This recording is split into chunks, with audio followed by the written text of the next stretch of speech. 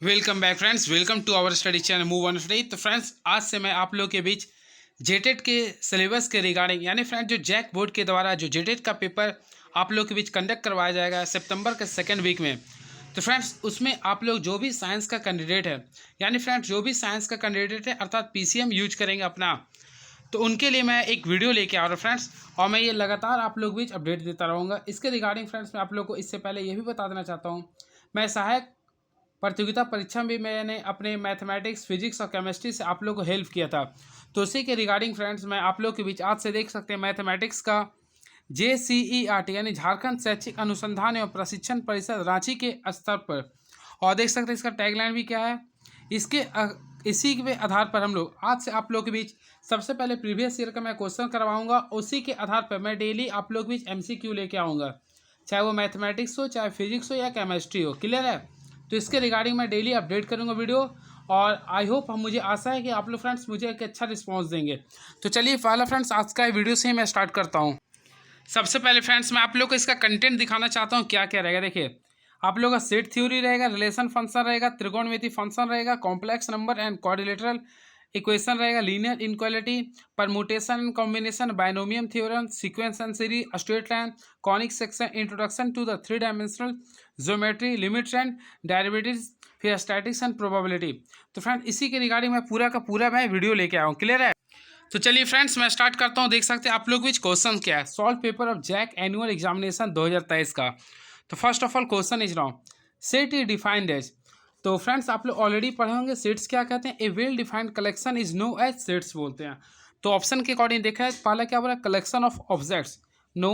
Well defined collection of object, nothing can be set, none of this. तो option के according देखा जाए friends, तो हम लोग क्या बोलते हैं, a well defined collection is know as sets, यानी किसी चीज़ों वस्तुओं को अच्छी तरह से संग्रह करना ही क्या कहलाता है, सेट्स होता है। ऑलरेडी आप लोग पढ़े होंगे। जैसे अगर आप लोग को बोलेंगे वर्ल्ड के टॉप 5 लीडर्स का नाम बताइए, तो फ्रेंड्स ये आपका सेट्स नहीं होगा, क्योंकि 5 में आपका चाहे आप नरेंद्र मोदी के लिख सकते हैं, या राहुल गांधी को भी लिख सकते हैं, या जॉन बाइडेन को भी लिख सकते हैं, या डोनाल्ड ट्रम्प को भी लिख सकते हैं, या फिर और किसी का नाम भी लिख सकते हैं, या फिर केजरीवाल का भी नाम लिख सकते हैं। ये आपके अकॉर्डिंग है। लेकिन अगर आपको बोलेंगे कि सप्ताह के 7 दिन का नाम लिखिए, तो आप लोग लिखिएगा Sunday, Monday, Tuesday, Wednesday, Thursday, Friday, Saturday, है ना। तो उसमें आपका वेल डिफाइंड कलेक्शन हो गया। तो जिसमें वेल डिफाइंड कलेक्शन हो तो उसी में लोग बोलते हैं सेट्स बोलते हैं। क्लियर है? चलिए देखते हैं नेक्स्ट क्वेश्चन क्या है ये। If the set A contains 5 elements then the number of elements in the power set PA is। तो फ्रेंड्स होपली आप लोग को पता होगा, जब भी पावर सेट आप लोग निकालते हैं, देखिए पावर सेट जब भी आप लोग निकालते हैं तो उसका फॉर्मूला क्या होता है।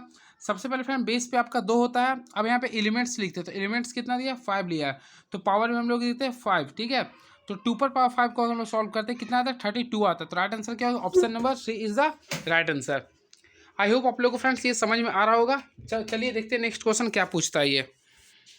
If A and B are two sets such that A intersection B equal to A. देखिए फ्रेंड्स, अगर आप लोग को मैं कंसेप्ट बताता हूँ, अगर ए इंटरसेक्शन बी का वैल्यू क्या लिख रहा है, देखिए यहाँ पे ए लिख रहा है। ठीक है, देन आप लोग को you have to find the value of A union B. तो जब भी इस टाइप से अगर क्वेश्चन आता है फ्रेंड्स, तो देखिए इंटरसेक्शन में आपका क्या था, देखिए ध्यान से देखिएगा केवल इंटरसेक्शन में फ्रेंड्स आप लोग के बीच यहाँ पे जो लिख रहा ए था, देखिए इंटरसेक्शन में ए था, हम लोग का यूनियन में पूछा तो फ्रेंड्स बी हो जाएगा। क्या हो गया, ये बी होगा, ये कंडीशन होता है। क्लियर है? तो राइट आंसर क्या होगा, बी हो जाएगा, यानी कि ऑप्शन नंबर सी होगा। And very next question is now D Morgan's law. तो फ्रेंड्स डी मॉर्गन्स लॉ अगर आप लोग पढ़े होंगे तो देखिए क्या लिख रहा है, ए यूनियन बी है ये। क्लियर है? सॉरी ए यूनियन बी है ना। तो देखिए आप लोग इसका निकालना हो रहा है, ए यूनियन बी पर पावर है, ये डैश है। तो देखिए इसमें क्या करेगा, ए पर पावर कीजिएगा, यूनियन है तो इसे इंटरसेक्शन में बदलिए, बी पे भी दे दीजिएगा। ठीक है, तो राइट आंसर क्या होगा, देखिए option number A is the right answer. And very next question is now देखिए इफ ए बराबर, देखिए रिलेशन ऑफ फंक्शन का क्वेश्चन आ गया है, रिलेशन का। इफ ए बराबर, तो देखिए फ्रेंड्स अगर ध्यान दीजिए ए बराबर क्या लिख रहा है, आगे करली ब्रैकेट है, और क्या लिख रहा है, ए बी एंड सी लिख रहा है। क्लियर है? और उसी प्रकार आपका बी भी लिख रहा है, तो बी में क्या लिख रहा है, देखिए आप लोग ध्यान से पी क्यू आर। तो फ्रेंड्स आप लोग को कार्टेशियन, देखिए कार्टेशियन रिलेशन के अकॉर्डिंग निकालना है ए क्रॉस बी। तो फ्रेंड्स अगर नंबर ऑफ ए में वैल्यू जाएंगे तो 3 है, बी में भी कितना 3 है, तो हम लोग क्या करेंगे, 3 को 3 से मल्टीप्लाई करेंगे। तो होपली फ्रेंड्स अगर आप लोग सॉल्व किए होंगे तो राइट आंसर क्या आएगा, 9 आएगा। तो right answer option number D हो गया। क्लियर है? चलिए नेक्स्ट क्वेश्चन देखते हैं किस टाइप से पूछा गया था। ये फंक्शन का क्वेश्चन है, जिसमें फ्रेंड्स आप इक्वल टू आप लोग को 0 पुट करना है। तो चलिए मैं आप लोग को बता दूं, देखिए एफ लिख दिया हूँ, जहाँ एक्स वहाँ पे हम लोग 0 पुट करेंगे। तो फ्रेंड्स एक्स का स्क्वायर यानी 0 का स्क्वायर कर देंगे, फिर 2 करेंगे, एक्स के पे 0 पुट करना होगा, फिर +1 करेंगे। तो होपफुली फ्रेंड्स अगर सॉल्व करेंगे तो क्या आएगा, 1 आंसर आएगा। तो इसका जो राइट आंसर होगा option number C is the right answer. And next question, तो क्वेश्चन है फ्रेंड्स आप लोगों का कंसेप्चुअल क्वेश्चन है 7th नंबर, जो आप लोग के लिए काफ़ी फ्रूटफुल होने वाला है। 1 रेडियन इक्वल टू, तो त्रिकोणमिति अगर आप लोग बनाते होंगे तो आप लोग ऑलरेडी पढ़े होंगे फ्रेंड्स। 1 रेडियन इक्वल टू होता है, देखिए मैं लिख देता हूँ 180 डिग्री बाय पाई, ये आप लोग ध्यान रखना पड़ेगा। 180 डिग्री बाई पाई होता है, ये आप लोग ध्यान से सीखेंगे। तो राइट आंसर क्या होगा, option number B. And next question, देखिए आप लोगों को साइन 31/3 पाई को सॉल्व करना है। तो चलिए मैं आप लोग इसके रिगार्डिंग में बताता हूँ कंसेप्ट के साथ। देखिए साइन 31 पाई/3 है, तो फ्रेंड इसे हम लोग क्या करेंगे, फर्स्ट ऑफ ऑल हम लोग इसे रेडियन में बदलने का प्रयास करेंगे। तो देखिए इसका भी जस्ट फार्मूला मैं बताया हूँ। देखिए तो 180 को 180/5 पाई से मल्टीप्लाई करेंगे। तो फ्रेंड्स होपली आप लोग इसे सॉल्व कीजिएगा। तो देखिए मैं कर देता हूँ। तो इससे अगर आप लोग सॉल्व कीजिएगा तो देखिए एंगल कितना रहा 6 यानी 180। अगर आप लोग सैन 180 यानी कि सैन 1860 डिग्री का वैल्यू निकालते हैं, तो अगर आप लोग ये निकालते हैं तो आप लोगों को कंसेप्ट ऑलरेडी पता होगा कि देखिए 180 करेंगे, क्योंकि 360 को 5 से गुना करते तो 180 आता है, यानी 5 टाइम्स हो गया। और शेष कितना बच रहा, 60 बच रहा। क्या बच रहा, 60 बच रहा। तो इसी के कंडीशन के अकॉर्डिंग हम लोग जानते हैं फ्रेंड्स सैन 60 का वैल्यू हम लोग पता करेंगे क्या होता है। तो सैन 60 का वैल्यू ऑलरेडी आप लोग जानते होंगे क्या होता है, √3/2 होता है। तो अगर ऑप्शन नंबर देखिए तो ऑप्शन नंबर क्या हो गया, C is the right answer.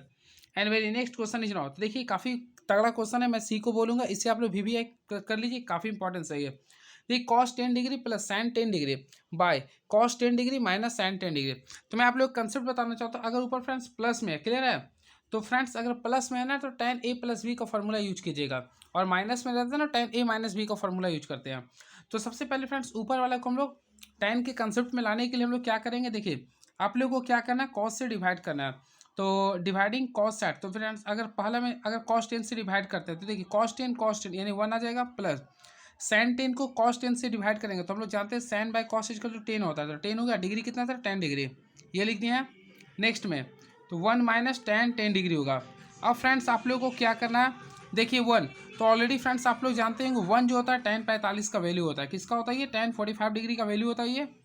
साथ साथ यहाँ पे क्या लिख रहा है, देखिए tan 10 डिग्री, यहाँ पे tan 10 डिग्री लिख रहा। अब नीचे आते हैं तो 1 आप लोग को ऑलरेडी पता होगा फ्रेंड tan 45 डिग्री का वैल्यू होता है ये, और यहाँ पे क्या है tan 10 डिग्री।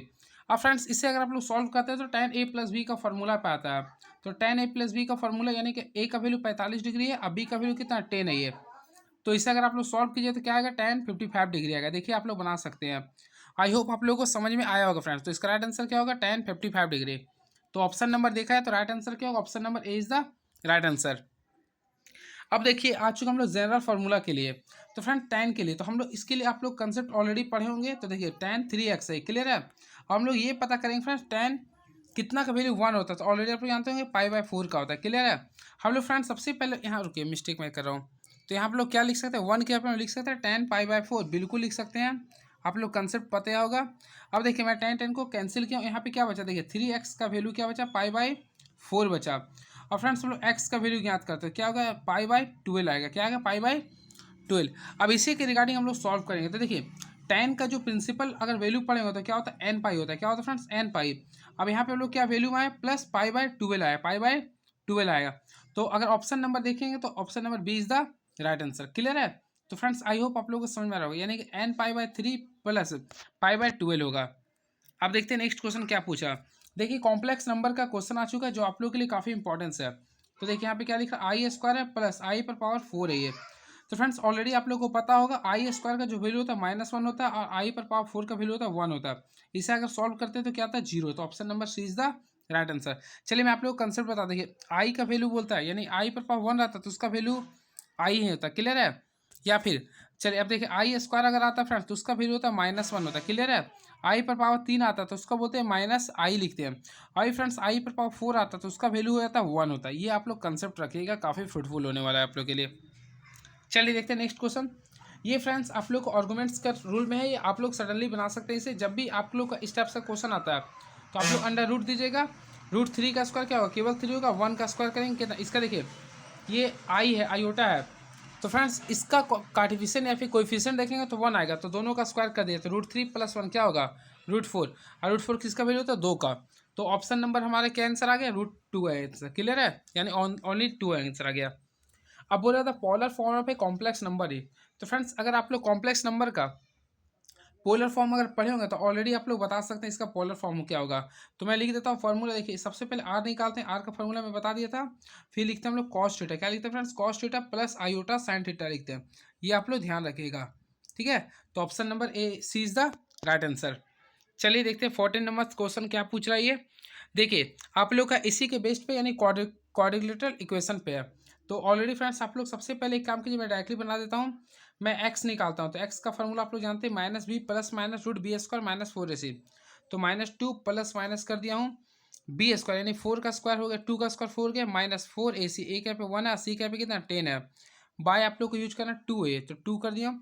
अगर इसे सॉल्व करते हैं फ्रेंड्स, अगर आप लोग इसे सॉल्व करते हैं तो आप लोग का जो राइट आंसर आएगा, मैं ध्यान से सुन लीजिएगा मैं क्या बोल रहा हूँ।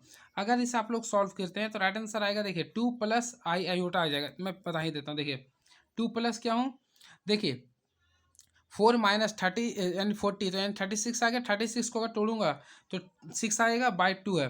अब इसे तोड़िए तो 1 प्लस माइनस 3 आयोटा आ जाएगा। तो 3 सक्सी ये, तो अगर इसमें 2 कॉमन लेते हैं तो हाँ, तो ऑप्शन के अकॉर्डिंग देखा जाए -1 तो माइनस के अकॉर्डिंग है। तो ऑप्शन के अकॉर्डिंग देखा तो राइट आंसर क्या हो, option number A is the right answer. तो 14 का आंसर क्या हो फ्रेंड, ऑप्शन नंबर ए होगा। And very next question.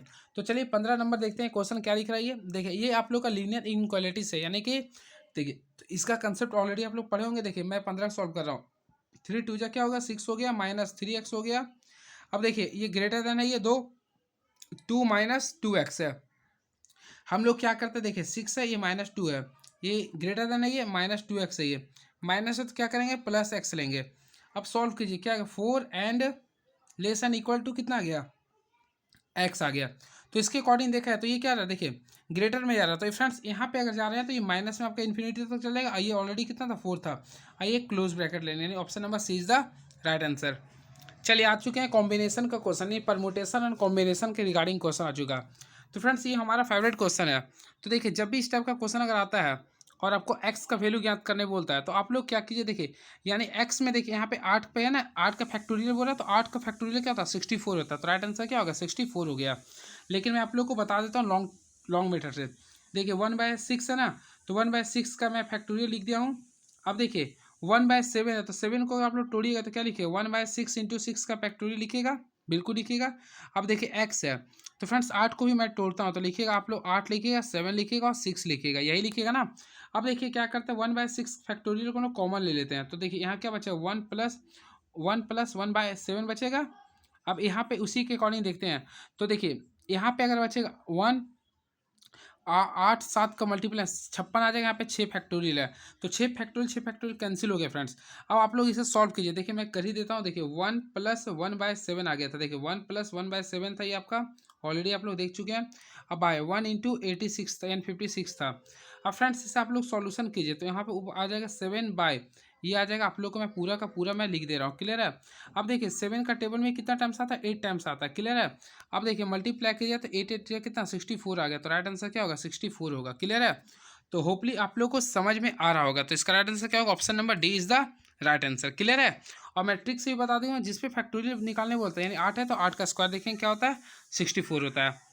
अब देखिए सबसे इजी क्वेश्चन, अगर आप लोग फ्रेंड्स पढ़े होंगे तो NPR का फार्मूला पूछ रहा है। तो मैं आप लोग को बताता हूँ, देखिए NPR का क्या है कि n का फैक्टोरियल लिखिएगा और सिंपल वे में जो मैं बोल रहा था NPR लिख दीजिएगा और n-r का लिख दीजिएगा, और अगर इसे ब्रैकेट बंद करके इसे फैक्टोरियल लिख दीजिए, यानी option number B is the right answer, clear है। तो चलिए नेक्स्ट क्वेश्चन देखते हैं क्या है। देखिए ऑप्शन नंबर ए जो है फ्रेंड्स ये NCR का फार्मूला है। देखिए ये जो फार्मूला हुआ NCR का, ये NPR का है। और देखिए मैं आप लोग को एक रिलेशन बताता हूँ, NPR इज, देखिए NPR is always time greater than NCR, ये भी कंडीशन होता है, आप लोग ध्यान से पढ़े होंगे। चलिए देखते हैं नेक्स्ट क्वेश्चन, सबसे इजी क्वेश्चन आ चुके हैं कॉम्बिनेशन के रिगार्डिंग। देखिए इफ n, देखिए ये सबसे इजी क्वेश्चन है तो मैं आप लोग को बता देता हूँ। देखिए इफ NC5 बराबर NC7 then value of n। तो देखिए मैं आप लोग को बताना चाहता हूँ फ्रेंड्स n है, यहाँ पे कॉम्बिनेशन क्या लिख रहा है 5 लिख रहा है। बराबर ये एन है, यहाँ पे कॉम्बिनेशन 7 लिख रहा। तो आप लोग को एन का वैल्यू ज्ञात करना है। तो मैं आप लोग को बताना चाहता हूँ फ्रेंड्स, जब भी आपका एन ऊपर अगर कॉमन मिलता है और आपका नीचे डिफर है, तो इसके लिए फार्मूला होता है, देखिए एन इक्वल टू क्या करते हैं, ये दोनों को ऐड करते हैं पी प्लस क्यू, यानी 5 + 7 को आप लोग ऐड कर दीजिए। आई होप आप लोग को समझ में आ गया होगा कि यानी कितना होगा, 12 होगा।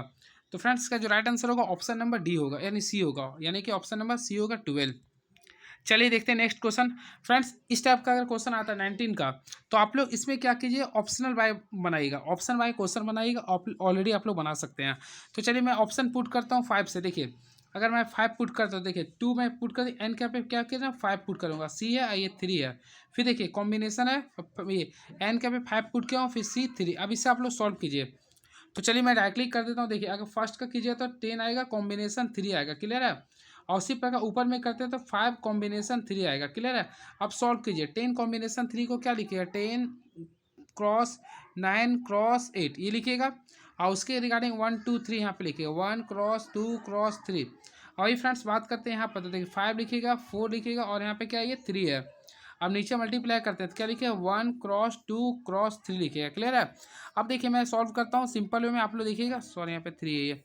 तो चलिए मिस्टेक हो रहा, हाँ तो 3 है। अब चलिए मैं दिखाता हूँ सॉल्व करके। फ्रेंड्स ये आपका पूरा का पूरा कैंसिल हो गया। देखिए अब फ्रेंड्स 5 2 जा कितना होता है, 10 होता है, और 3 3 जा 9 होता है, 4 2 जा क्या होता है, 8 होता है। अब 3 2 जा 6 2 जा 12, यानी 12/1 आ चुका है, यानी ऑप्शन नंबर देखा है। तो ऑप्शन मेथड अगर हम लोग बनाते हैं तो क्या आएगा, ऑप्शन नंबर सी, यानी कि राइट आंसर क्या हो गया, 5 आ गया, क्लियर है। आई होप आप लोगों को समझ में आया हो गया। अगर नहीं समझ में आ रहा फ्रेंड्स तो आप लोग फार्मूला बेस्ड भी बना सकते हैं। The number of terms in the expansion of, देखिए बाइनोमियल थ्योरम का क्वेश्चन है, क्या लिख रहा है, 1 + 5√2x पर पावर क्या लिख रहा है आप लोग के बीच, 9 लिख रहा, ठीक है। तो टर्म लिख रहा। मैं आप लोगों को बताना चाहता हूँ फ्रेंड्स, देखिए जब भी आप लोग का टर्म बोले, यानी मान लीजिए अगर बोलता है a + b का होल स्क्वायर, तो फ्रेंड्स अगर आप लोग इसे तोड़ते हैं क्या लिखते हैं, देखिए a² करते हैं प्लस 2ab करते हैं प्लस b², यही लिखते हैं ना। तो इसमें टर्म गिनिए, तो टोटल टर्म अगर आप लोग गिनते हैं, देखिए 1 टर्म 2 टर्म और 3 टर्म। तो हमेशा याद रखिए जितना पावर होता है उसमें से एक टर्म को ऐड करते हैं, यानी बढ़ जाता है, n+1 हो जाता है। तो उसी के रिगार्डिंग फ्रेंड्स अगर आप लोग इसमें देखिएगा तो यहाँ पे क्या लिखा है, देखिए 1 + 5 है, √2x है, अपर पावर कितना, ये 9 है। तो इस पर अगर देख रहे हैं आपको का टर्म निकालना, तो n अगर निकालिएगा ना, तो ये जो वैल्यू दिया इसमें से आप लोग हमेशा 1 को ऐड कर दीजिए, कितना आ रहा है, 9 और 1 कितना, 10। तो option number D is the right answer. I hope आप लोगों को समझ में आ रहा हो, क्योंकि काफ़ी इजी क्वेश्चन मैं बोलूँगा अपने अकॉर्डिंग। अब देखिए 21 का क्वेश्चन क्या लिख रहा है, इफ आर्थ term in the expansion of 1 + x⁴n is. तो फ्रेंड्स ये फार्मूला के बेस्ड क्वेश्चन है ये, तो आई होप आप लोग बनाए होंगे। तो देखिए इसका जो फार्मूला होता है मैं लिख देता हूँ ताकि आप लोग को क्लियर हो जाए। 1 + x⁴n है, तो इसके लिए क्या कीजिए, देखिए n कीजिए, कॉम्बिनेशन यूज कीजिएगा, हमेशा याद रखिएगा r-1 करते हैं, क्या लिखते हैं, r-1 करते हैं, फिर x कीजिए, और यहाँ फ्रेंड्स हमेशा क्या कीजिए, r-1 कीजिएगा, ये होता फार्मूला, क्लियर है। तो n c r-1 x r-1 होता है, क्लियर है। वैसे आप लोग based on formula put on भी करके बना सकते हैं, क्लियर है। चलिए नेक्स्ट क्वेश्चन देखते हैं क्या है, राइट आंसर क्या होगा, option number B is the right answer. And very next question is now. तो फ्रेंड्स ये क्वेश्चन क्लास 10th के बेसिस पे आ गया आप लोगों का एपी का। चलिए मैं देखता हूँ क्या लिख रहा, the 10th term of arithmetic sequence whose 7th and 12th term are 34 and 64 respectively. तो फ्रेंड्स आप लोगों को 10th टर्म निकालना, आप लोग कुछ नहीं करना, सबसे पहले 7th टर्म और 12th टर्म दिया हुआ है। तो 7th टर्म के लिए हम लोग क्या लिखेंगे फ्रेंड्स, 1 + 6d लिखेंगे, क्लियर है। तो 1 + 6d का जो वैल्यू दिया आप देखें यहाँ पे 34 लिख रहा है, क्लियर है। और उसी के अकॉर्डिंग फ्रेंड्स आप लोग का 12th टर्म लिखा था, 1 + 11d का कितना दे रहा है, 64 देख रहा है। तो फ्रेंड्स यहाँ से हम लोग सॉल्व करेंगे, तो चलिए देखिए यहाँ पे अगर आप लोग सॉल्व करते हैं तो ये एक कैंसिल हो गया, यानी -5d कितना रहा फ्रेंड्स, अगर आप लोग देखेंगे तो -30 आ रहा है, क्लियर है। अब देखिए डी का वैल्यू अगर आप लोग निकालते हैं तो कितना आ रहा है, 6 आ रहा है, क्लियर है। अब फ्रेंड्स ये 6 का वैल्यू आप लोग इक्वेशन 1 में पुट कर दीजिए। तो चलिए मैं पुट ही कर देता हूँ। देखिए तो याद रखिए a + 60 था ना, इक्वल टू कितना था, 34 था। और फ्रेंड्स हम लोग डी का वैल्यू कितना निकाले, अभी तो इसका करके शायद 6 निकाले थे। तो देखिए 6 में लिख देता हूँ, इक्वल टू 34। तो फ्रेंड्स अगर इसे सॉल्व करते हैं तो 34 में से 36 जाएगा, कितना बचेगा, -2 बचेगा। तो ऑलरेडी आप लोग ए और डी का वैल्यू निकाल चुके हैं, और हम लोग को निकालना क्या था, 10 टर्म, यानी a 10। तो फार्मूला आप लोग लिख सकते हैं a + 9d लिख सकते हैं। तो फ्रेंड्स ए का वैल्यू कितना लाए थे, -2 लाए थे, 9, और डी का वैल्यू कितना लाए थे, 6 लाए थे। अब इसे आप लोग सॉल्व कीजिए तो कितना आ रहा है, 54 आ रहा है, क्लियर है। तो -2 + 54 इसका जो आंसर होगा 52 आएगा। तो option number B is the right answer. And very next question is now, तो देखिए 23 क्वेश्चन जो है ये काफ़ी, मैं इसे अगर सॉल्व करता हूँ तो इसमें काफ़ी टाइम टेकिंग है, लेकिन इसे मैं अगर फार्मूला बेस्ड बनाता हूँ या फिर ऑप्शन विधि से, तो डायरेक्टली अगर आप लोग देखते हैं तो 8 आ जाएगा आंसर। क्या आ जाएगा? 8 आ जाएगा, क्योंकि देखिए 2 पर पावर अगर 8 पुट करते हैं -1 करते हैं, या फिर यहाँ पे इसको हटा के देखिए 2 पर पावर n यहाँ पे -1 किए तो 255 आ जाता है। राइट आंसर क्या आ जाएगा? 8 आ जाएगा। चलिए नेक्स्ट क्वेश्चन देखते हैं। For any two positive numbers we have, तो फ्रेंड्स याद रखिए पॉजिटिव नंबर्स में जब भी रहता है तो हमेशा याद रखिए ए एम, देखिए एक रिलेशन होता है, A M is greater and equal to G M is greater and equal to क्या होता है आपका? होता है एच एम। याद रखिए ये होता है एच एम, ये फार्मूला होता है, ठीक है। तो इस टाइप से आप लोग ध्यान में रख सकते हैं, क्लियर है। और यानी ऑप्शन के अकॉर्डिंग देखा तो राइट आंसर क्या? Option number B is the right answer, clear है। चलिए next question. The slope of a line joining the points 3 and -2 and 3 4 is, तो फ्रेंड्स ऑलरेडी आप लोग पढ़े होंगे स्लोप का फॉर्मूला क्या होता है? y2 minus y one by, देखिए y2 minus y one by x2 minus x1 होता है। तो फ्रेंड्स यहाँ देखते हैं y2 का वैल्यू कितना है? 4 है, और y1 का वैल्यू कितना? -2 है। तो माइनस माइनस प्लस हो गया, x2 का वैल्यू भी 3 है, 3 है। तो इससे सॉल्व कीजिए, क्या आएगा? नीचे 0 आएगा, यानी नॉट डिफाइंड होगा, यानी कि अनडिफाइंड आएगा। तो option number D is the right answer. चलिए अब देखते हैं नेक्स्ट क्वेश्चन क्या लिख रहा है ये। फ्रेंड्स इसमें आप लोगों को परपेंडिकुलर दे रहा है। If 3x minus 4y plus 7 equal to 0 and ax plus 6y plus 1 equal to 0 are perpendicular then a. तो फ्रेंड्स अब अगर आप लोग का क्वेश्चन बनाए होंगे परपेंडिकुलर अगर बोलता है तो आप लोग फार्मूला ऑलरेडी पढ़े होंगे। देखिए क्या होता है? m1 into m2 is equal to होता है -1 होता है, क्लियर है। तो देखिए अगर m1 का वैल्यू निकालते हैं यानी कि स्लोप m1 निकालते हैं तो -x/1 होता है, क्लियर है, y। तो देखिए अगर आप लोग फोकस करते हैं इक्वेशन नंबर 1 पे, तो देखिए इसमें आपको -x/y करना है। तो देखिए -x अगर करते हैं तो माइनस यानी -3 कर देंगे, y का वैल्यू कितना? -4 है, क्लियर है। आप इंटू कर दे, अब इसमें देखेंगे -x/y करेंगे तो -x के यहाँ पे क्या आएगा? यानी -a करेंगे, y के यहाँ पे कितना है? 6 है। अब इजकल टू -1 पुट करना है, क्लियर है।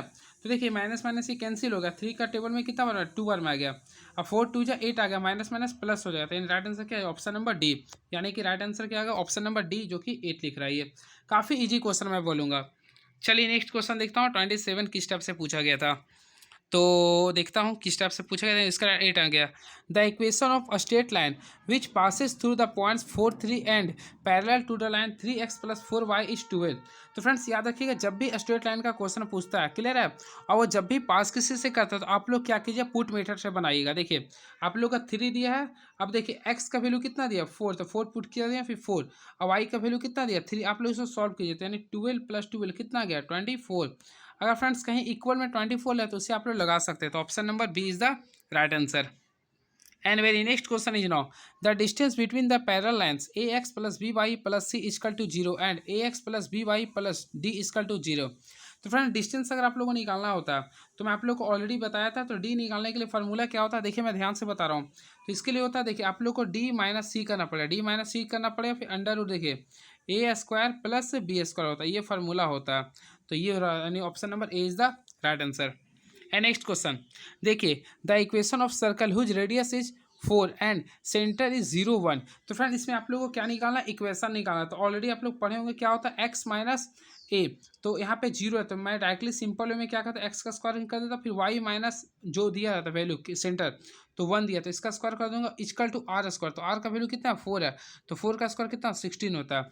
तो ऑप्शन नंबर देखा है तो राइट आंसर क्या आएगा? Option number B is the right answer, clear है। आई होप आप लोगों को क्लियर हुआ होगा।